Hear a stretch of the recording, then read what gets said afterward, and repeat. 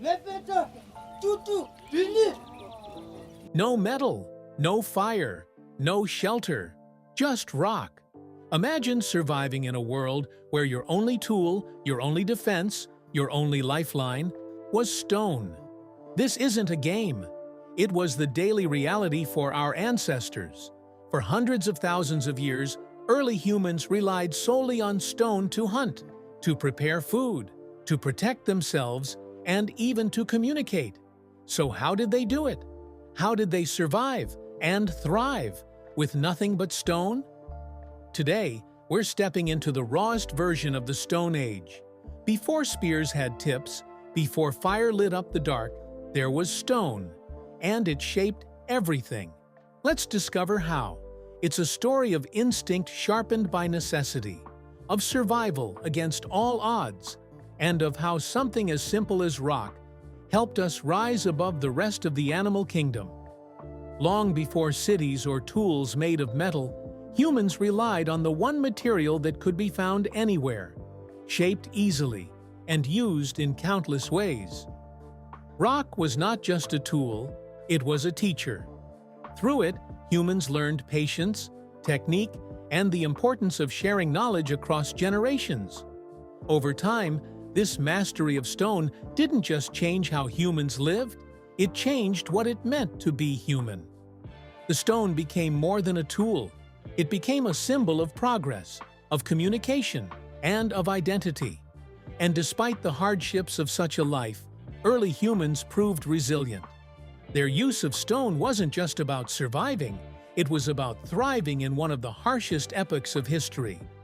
Their story, etched in rock, is the first chapter of our shared human legacy. It's also a story that reveals just how much ingenuity lives inside every one of us. When pushed to the edge, when stripped of everything, our ancestors didn't crumble. They adapted.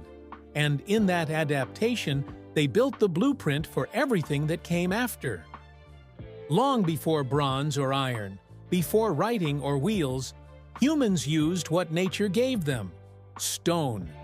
The earliest tools found in places like Ethiopia and Kenya date back more than 3.3 million years. These tools weren't fancy. They were sharp-edged flakes, broken off larger rocks. But they worked. This era is called the Lower Paleolithic, the earliest part of the Stone Age. The most common tools were part of what's known as the Oldowan toolkit. It included flakes for cutting, cores used as hammers, and round stones for pounding. These tools allowed early humans, like Australopithecus and Homo habilis, to process meat, break bones for marrow, and dig for tubers. They couldn't make fire yet, but they could use stone to eat better and faster. That was a survival advantage. Stone tools evolved over time. By 1.7 million years ago, Homo erectus was shaping hand axes with skill. These Acheulean tools were symmetrical, multi-use, and standardized. It marked the first time humans showed a design sense, and perhaps even teaching. Even without fire, these tools allowed early humans to cut through tough hides, sharpen sticks, and defend against predators. They weren't just scraping by, they were innovating. These innovations spread far and wide. From Africa to Europe to Asia, stone tools followed human migration. Different environments shaped different styles, but the principle remained. Shape the stone. Shape your fate. Archaeological digs show that early hominins carried select stones long distances, indicating planning, memory, and valuation. Certain sites have been found littered with hundreds of tools, some unused, some broken, evidence of trial, error, and refinement. And these tools weren't only practical, they were also symbolic. Some archaeologists believe that the act of shaping stone gave rise to abstract thinking. The idea that an object could be made, improved, and even shared likely planted the seeds of later human innovation. In fact, some of the earliest art and symbolic carvings were done with stone tools. Small figurines and scratched stones, dating back tens of thousands of years, hint that the cognitive leap from tool use to abstract thought may have begun earlier than we assumed. But here's where it gets fascinating. Every single advance started with knowing how to shape and use stone. It wasn't just about survival, it was the start of culture, of planning, of human identity. Stone wasn't just essential, it was everything. With each chip, humans carved out not just tools, but a future. They did not only survive, they progressed. They developed craftsmanship, and with it, the first glimmer of what would later become civilization. Stone was the root, and from it, humanity grew. With only stone, early humans built entire strategies for life. First, they selected the right types of rock, often volcanic stones like basalt or obsidian. These broke predictably and had sharp edges. They used a method called knapping, striking one stone against another to create a flake. It sounds simple, but it requires skill. The angle, force, and point of impact all mattered. Even today, mastering knapping takes years. These flakes were their knives. With them, they butchered animals, scraped hides, and even carved wood. A single well-made flake could mean the difference between eating and starving. Hand axes served as multi-tools. They could chop branches, dig holes, crush bones, or fend off animals. The hand axe wasn't just a tool, it was an all-purpose survival device. Stone tools also helped with shelter. Without fire or built structures, humans used stone to dig out pits, move rocks into wind-blocking formations, or shape natural spaces into usable shelters. Even clothing owes its origins to stone. By scraping hides with flakes, they softened animal skins. These could be wrapped for warmth or used as bedding. Without stone, there were no clothes, only exposure. But perhaps most important, stone gave early humans the power to hunt more effectively. They could sharpen sticks into spears. They could process large animals more quickly, reducing the risk of spoilage or scavenger attacks. This efficiency meant they could move further, explore more, and settle less dangerously. With stone, they became more than animals reacting to nature. They began to control their environment. Knapping also introduced early humans to concepts of geometry, patience, and even abstract thinking. Choosing the right stone, striking it correctly, and shaping a tool required foresight. It wasn't random, it was engineered. Stone helped humans craft early containers and tools for gathering. Even early percussion instruments may have originated with stones, turning survival gear into cultural expression. From digging to drumming, the stone was more than survival, it was identity. Their deep connection with their environment, knowing where to find the best stone, how to carry it, and when to replace a worn tool, became a mental map passed down through generations. They didn't just survive using stone, they adapted to it. They honed their motor skills, enhanced their memory, and developed teaching methods. Stone tool use became not just a matter of technique, but a legacy passed from one hand to another, forming the backbone of early learning. Still, surviving with only stone was brutally hard. So how did they manage in the wild? Let's go deeper into the mindset and strategy that turned raw stone into a survival system. Here's the twist. We often imagine early humans as backward or struggling, but surviving with stone required more than brute strength. It took intelligence, cooperation, and creativity. Stone tools were not just tools, they were symbols. They represented knowledge, skill, and community. Making them wasn't easy.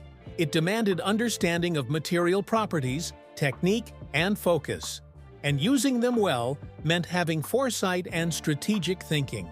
What's more surprising is that some modern humans have tried to recreate the lives of our ancestors, and many have failed. Replicating survival using only stone tools proves incredibly difficult, even for experienced outdoorsmen. Why? Because the early humans who mastered these tools had developed complex systems of knowledge. They understood where to find the best rocks, how to store and carry them, and how to teach others to use them. They likely had rituals around tool-making, traditions, roles, apprenticeships, and these created the foundation for something greater than just survival. They built culture. It's also important to realize that stone tools weren't abandoned because they were inferior. In fact, stone continued to be used well into the Metal Ages because they were still effective. For flint knappers, even today, a well-shaped blade can rival modern steel. So the contradiction is this: what looks like primitive technology was actually the seed of modern civilization, and what we dismiss as simple was, in its time, revolutionary. Even more, the sophistication of stone use suggests that early humans had greater cognitive capabilities than we often credit them for. Stone was their calculator, their multi-tool, and their memory, and mastering it meant unlocking the first tier of complex problem-solving. Coming up next, let's walk in their footsteps, literally. Imagine a tribe of Homo erectus over 1 million years ago. It's early morning on a vast East African plain. The air is cool, and the sun is just beginning to rise. A group of foragers, mostly women and children, begin the daily task of gathering. Nearby, a team of hunters is preparing. Each one carries a stone hand axe, sharpened flint flakes tucked into hides. They communicate with hand gestures, pointing to distant herds of grazing antelope. There's no spoken language yet, but intent is clear. One of the elders, a skilled knapper, sits near a pile of stones. He chooses a piece of obsidian and begins working. Tap, strike, flake. He's crafting new blades, not for himself, but for the young. They watch closely. This is their education. Suddenly, a scout returns. There's fresh carcass, a lion's kill. The tribe moves quickly. They surround the site, watchful. The lions are gone, but danger still lingers. Flakes and axes flash. In minutes, the group strips muscle, separates joints, and gathers precious marrow-filled bones. They retreat to a camp nestled against a rock outcrop. Windbreaks are made using stacked stones. Hides are laid across branches. They eat. They rest. The children mimic the cutting motions with dull flakes, practicing. By sunset, new tools are made. Repairs are done. The tribe is stronger today, not just from meat, but from knowledge passed forward, one stone at a time. And in that quiet exchange, elders teaching youth, children imitating survival skills, we see the real power of stone. Not in the tools themselves, but in the wisdom shared through them. This is how traditions began, how human culture took root. So what does the story of stone tools tell us about who we are today? In a world of touchscreen devices and AI assistants, it's easy to forget that human ingenuity began with a rock. Many of the survival principles developed with stone tools still apply to us, though we might not see them as clearly. The resourcefulness, the attention to detail, the patience, these are all traits honed by early humans. Primitive technology enthusiasts today attempt to recreate the Stone Age experience. They learn knapping, they fashion shelters without metal, and they live off the land using only ancient methods. It's not just a hobby, it's a form of reconnecting with our deepest human roots. Even our modern fascination with tools, engineering, and hands-on craft has echoes in that ancient past. Whether it's carpentry, blacksmithing, or even 3D printing, the impulse to shape our environment with tools is eternal. Beyond survival, there's also a social and emotional component. Sharing tools, teaching younger members of a group, and working together in small bands created the basis for human cooperation. Stone taught us not just how to cut, but how to connect.